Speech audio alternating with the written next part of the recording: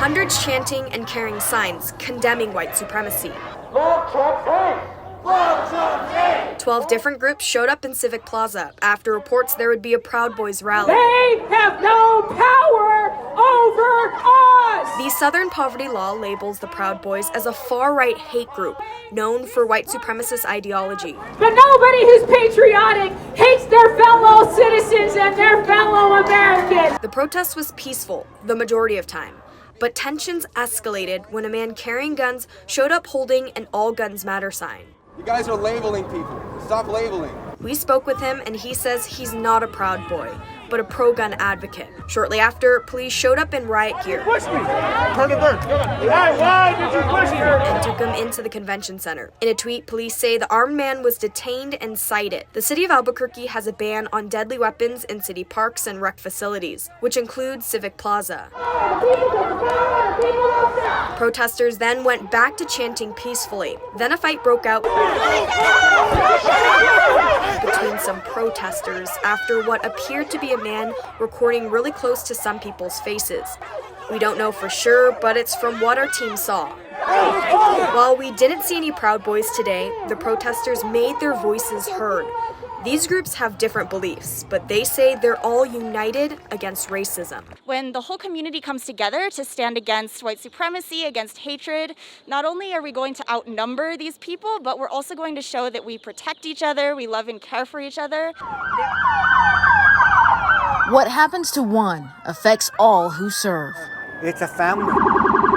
New Mexico State Police officers lining up one by one at the office of the medical investigator in Albuquerque Friday night as part of a motorcade for fallen officer Darian Jarrett. Jarrett was shot and killed during a traffic stop Thursday. Now police vehicles driving through an American flag flown in his honor. The flag raised by fellow first responders with Albuquerque and Bernalillo Fire, and a chaplain there to give a blessing to the 28-year-old who crossed over. NMSP chaplain Jose Villegas has been doing this for more than 30 years, but this one hurt. This one hurts is because they're young. Life is precious. Police officers are human beings. They have souls, they have hearts, they have minds, they have conscience. They need to be respected. He's provided counsel and guidance to those officers close to Jarrett. From Sky 7, you can see the motorcade headed south on I-25 to take Jarrett home to Deming. And for those who heard the sirens and saw the emergency vehicles, there's something Villegas wants you to know. Life is precious. There's life that are behind those emergency vehicles, and they are no different than the lives that are out there that are driving in your average vehicles on the interstate or in your community. We're all human. Putting a balloon in the air takes a lot of teamwork. So with Fiesta canceling because of COVID, we've all tried to just make the best of it. And this team is something special. Sometimes we would just rather do it ourselves. This is an all-female crew getting the balloon Looking Glass ready for liftoff. And their pilot, Elizabeth Walker, says today she's flying alone for a reason, in memory of her late father, who was an avid balloonist. So his name was George Pulley. He flew the Mad Hatter. And so there's a little bit in my logos and stuff that kind of bring that in. But I'll fly with him today. I'm going to fly his jacket. And he always wore his top hat.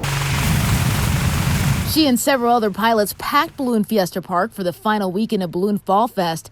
It's an experience Mayor Tim Keller said the city put on after the cancellation of Balloon Fiesta due to COVID-19. But we decided, hey, let's open up every city field and the Balloon Fiesta Park if pilots want to fly.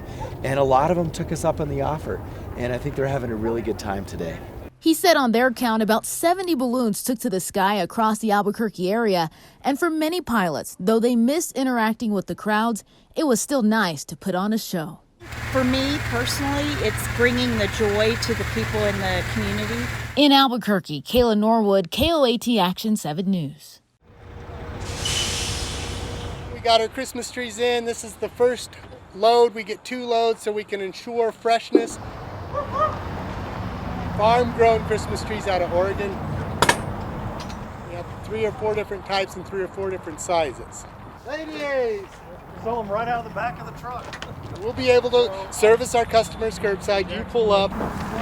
We will set our Christmas trees up in parking lots so you can look from your car, be standing near your car. You can't wander around too much. Because of the pandemic and people are home, they really will want to celebrate Christmas. Even if you can't have a whole bunch of people at your house, the people that are immediately in your family are going to want to be having a Christmas, right? You're going to want a Christmas season. It's all balance. Balance and body mechanics. Right? What better than a living Christmas tree in your house? If you've had an artificial tree, if you've been at one of the big box stores, hey, do us all a favor. Support the little guys, support the local independents. The sweet rides, the leather, the rock and roll. And it's just the best feeling in the world to finally see this. Christy Tafoya and her girlfriends cruised to town for the 39th annual Red River Memorial Motorcycle Rally. We're kind of that little hidden treasure in New Mexico. The mayor says the town relies almost entirely on tourism and events like this. It has been a really, really long year, and we are so excited to see the light at the end of the tunnel. Tourism Director April Ralph says the financial toll is difficult to estimate, but every business in town is one way connected to tourism. This rally is the first big event for the town this year.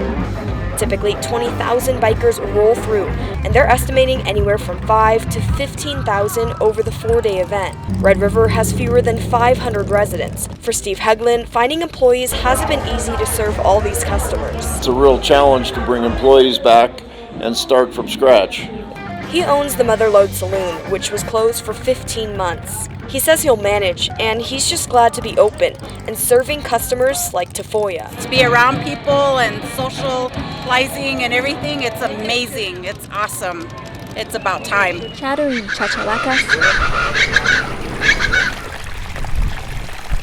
The soothing splish-splash of water. These are the inviting sounds you hear at the National Butterfly Center in Mission. Yet, it's quieter than usual. From March to the end of May, we have at least one school field trip every day of the week. Sometimes 2, and sometimes school field trips even on Saturdays. So we lost, 8 to 10 weeks of 5 days a week school field trips. And we only charge $5 a child, but that adds up very quickly when you're receiving 125 students a day. Events like Earth Day and the inaugural Wild Gardening Festival were canceled too. Mariana Trevino Wright is the executive director here. She's projecting they will lose 20 to 25% of their annual operating budget.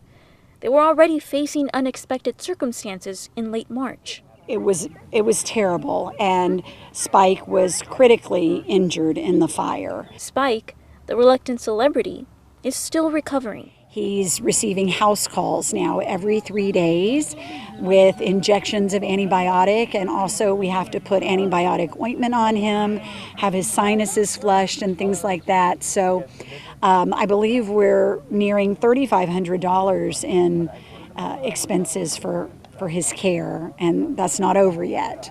Today, the tortoise and the shelter received a generous visitor. I found out about it on Facebook and Twitter via the fire department, Mission Fire Department Association.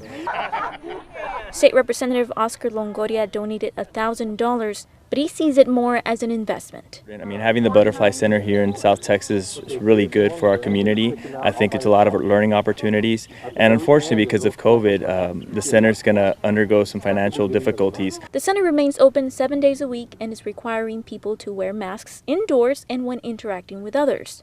Spike, the chachalacas, and creatures of all sizes will be waiting to put on a show. In Mission, Valerie Gonzalez, Channel 5 News at 6. Up close, it looks like I'm outside of some dumpster with flies swarming and trash bags everywhere. But if you zoom out, you can see this is really just the front yard with tons of items piled on top of each other. You can even see grocery carts. They are filled with empty cans. And things don't just stop here at the front yard. If you even go closer onto the street, you see his car is packed with stuff. Check out all of the bikes parked behind me. Thousands of bikers are riding in for an annual motorcycle rally here in Red River. The pandemic changed everything for this town, and the locals say they're ready to rock and roll into a summer with vaccines. While travel is picking up and mask requirements are changing across the country, things are staying the same here at the Sunport. You still have to wear a mask and practice social distancing. Reporting in Albuquerque, Kayla Norwood, KOAT Action 7 News. Well, good news for businesses, things will reopen, but almost every county in New Mexico is at the red level, meaning there is very high risk, so the reopenings will be limited.